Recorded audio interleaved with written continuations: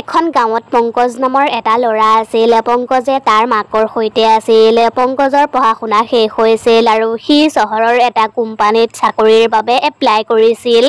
সি অপেক্ষা কৰিছিল কেতিয়া সেই কোম্পানীটোৰ পৰা তালৈ ফোন কৰিব আৰু সি চহৰলৈ আহি সেই কোম্পানীটোত কাম কৰিব। এদিন পংকজে ঘৰত কাম কৰি আছিল আৰু তেতিয়াই সিহঁতৰ ঘৰলৈ তাৰ খুড়া-খুড়ীয়েক আহিল। পংকজে, খবৰ ভালনে তোমাৰ? ইমান দিনৰ মূৰত দেখিলো তোমাক।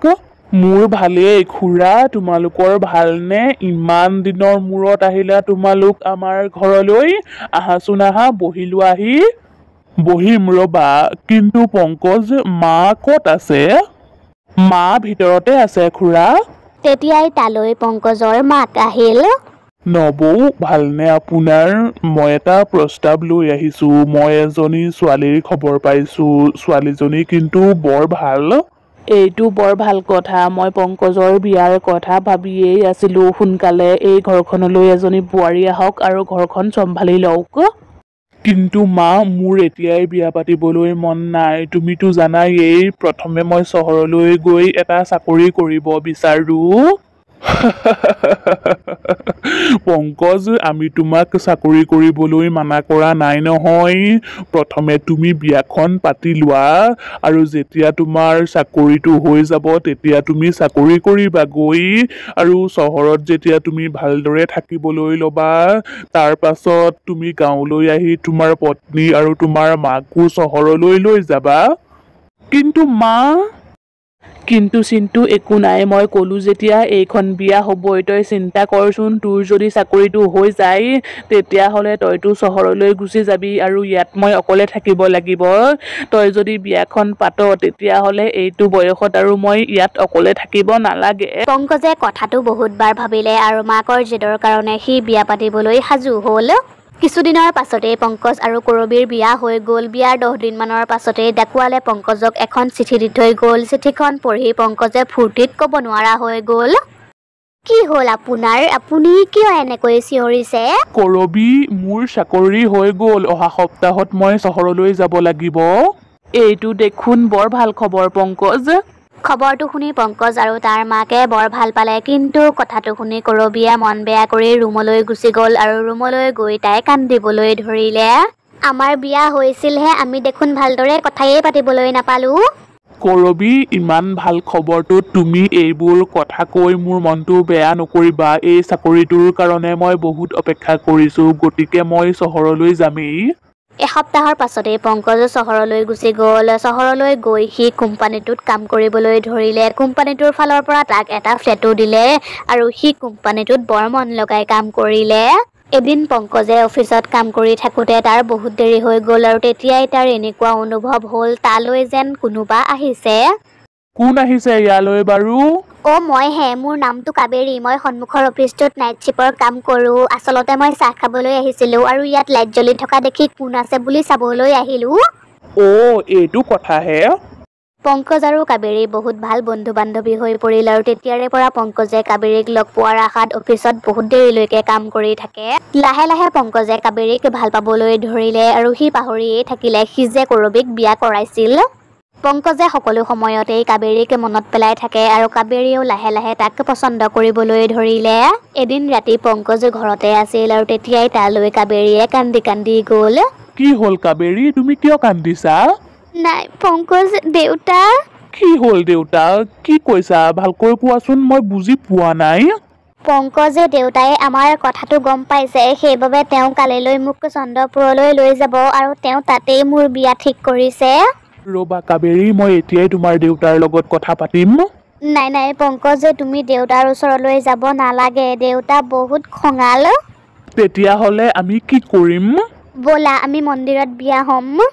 বিয়া? আৰু এনেকৈ? নাই নাই কাবেৰী, মই এনেকৈ বিয়া পাতিব নোৱাৰো। তাৰমানে তুমি মোৰ সৈতে বিয়া নোহোৱা? কাবেৰীক দেখি পংকজৰ বেয়া লাগিল। সেইবাবে সি মন্দিৰলৈ গৈ কাবেৰীক বিয়া কৰালে। কিন্তু সি প্ৰত্যেকটো সময়তে উপলব্ধি কৰিছিল সি যে কৰবীৰ লগত কিমান বেয়া কৰিলে। পংকজে দ্বিতীয় বিবাহ কৰাৰ কথাটো ঘৰত জনাবলৈ বিচাৰিছিল, কিন্তু কাবেৰীয়ে সেই কথাটো জনাবলৈ দিয়া নাছিল। এদিন পংকজৰ মাকে পংকজলৈ ফোন কৰিলে। পংকজ মোৰ গাটো বৰ বেয়া আৰু তোকো চাবলৈ মোৰ বৰ মন গৈ আছে তই এবাৰ গাঁৱলৈ অহাহেঁতেন ঠিক আছে মা মই কালিলৈ গৈ আছো পংকজে ফোনটো ৰাখিলে আৰু তাৰ পাছতেই কাবেৰীয়ে পংকজক গালি পাৰিবলৈ ধৰিলে কাবেৰী তুমি এইবোৰ কি কথা কৈ আছা মোৰ মাৰ গা বেয়া গতিকে মই ঘৰলৈ যামেই প্ৰত্যেকবাৰেই মই তোমাৰ কথা শুনো কিন্তু এইবাৰ নুশুনো মই ঘৰলৈ যাম আৰু আমাৰ বিয়াৰ কথা ঘৰত কমগৈ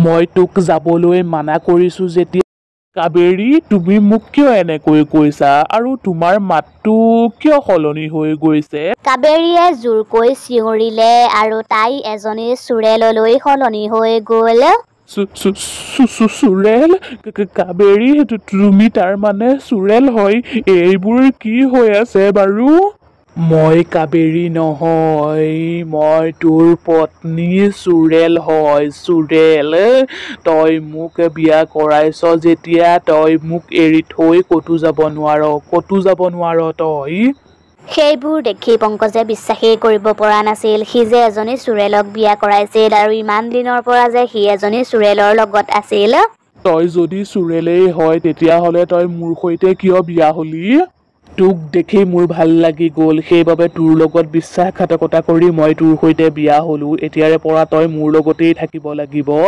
এনেকুৱা নকৰিবি মোক এৰি দে মোক যাবলৈ দে তই ইয়াতেই থাকিব লাগিব তই ক'তো যাব নোৱাৰ পংকজে তাৰ পৰা পলাবলৈ চেষ্টা কৰিছিল কিন্তু তেতিয়াই চোৰেলজনীয়ে তাক ধৰি নি বিচনাত শুৱাই দিলেগৈ বেচেৰা পংকজে চোৰেলজনীৰ সৈতেই বন্দী হৈ থাকিবলগীয়া হ'ল চোৰেলজনী সকলো সময়তেই পংকজৰ সৈতেই থাকে আৰু গাঁৱৰ পৰা মাকে পংকজলৈ বাৰে বাৰে ফোন কৰিছিল কিন্তু চোৰেলজনীয়ে ফোনটো ৰিচিভ কৰিবলৈ দিয়া নাছিল মোক মাত্ৰ এবাৰ মাৰ সৈতে কথা পাতিবলৈ দে মাৰ গা বেয়া তেওঁ মোলৈ বাট চাই আছে একদম মনে মনে বহি থাক নহ'লে কিন্তু কথা ভাল নহ'ব পংকজে একো ভাবি পোৱা নাছিল সি মাকৰ সৈতে কেনেকৈ কথা পাতে আৰু তাৰ পৰা সি কেনেকৈ পলাই এদিন যেনে তেনে পংকজে মাকলৈ ফোন কৰিলে আৰু সি মাকক কথাবোৰ ক'বলৈ লওঁতেই চোৰেলজনী আহি ওলালহি ঐ তাৰ মানে তই মোৰ কথা নুশুনিলি ন পংকজ কোন আছে তোৰ লগত আৰু তই ইমান দিনৰ পৰা মোৰ ফোনটো কিয় ৰিচিভ কৰা নাছিলি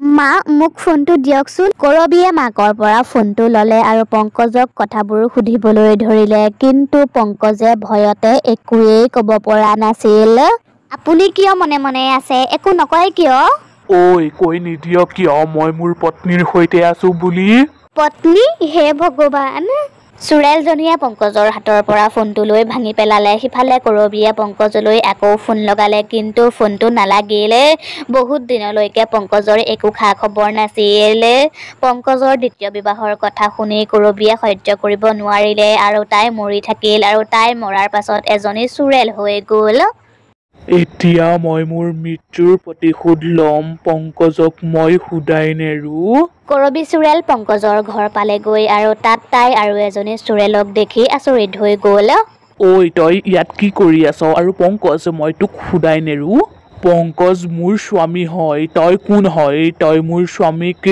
ধমকি দিছ যে পংকজ তোৰ স্বামী পংকজ মোৰ স্বামী হয় পংকজ তোৰ স্বামী কেনেকৈ হ'ব পাৰে পংকজে মোক বিয়া কৰাইছিল মোকো বিয়া কৰাইছিল ঐ পংকজ সোনকালে কৈ দে তই মোৰ স্বামী হয় বুলি কথাবোৰ কি সোনকালে ক মই প্ৰথমে তোমাক বিয়া কৰাইছিলো মই যেতিয়া চহৰলৈ আহিলো তেতিয়া মই কাবেৰীক লগ পালো আৰু তাইক মই লাহে লাহে পছন্দ কৰিবলৈ ধৰিলো কিন্তু মই গম পোৱা নাছিলো তাই যে এজনী চোৰেল হয় মই তাইক বিয়া কৰোৱাৰ পাছতহে গম পালো তাই যে এজনী চোৰেল হয় মই এই কথাটো তোমালোকক ক'বলৈ বহুতবাৰ চেষ্টা কৰিছিলো কিন্তু মই পৰা নাছিলো কাৰণ কিয় জানা মোৰ হাতত মোবাইলটোও নাছিল মই ইয়াত বহুত বেয়াকৈ বন্দী হৈ আছিলো তাৰ মানে তই মোক বিয়া কৰাই ফচি গলি তোক মই মজা দি আছো মই থাকোঁতে তই পংকজক একো কৰিব নোৱাৰ কাৰণ তেওঁ মোৰ স্বামী হয় পংকজ মোৰো স্বামী হয় গতিকে যি কৰোঁ মোৰ ইচ্ছা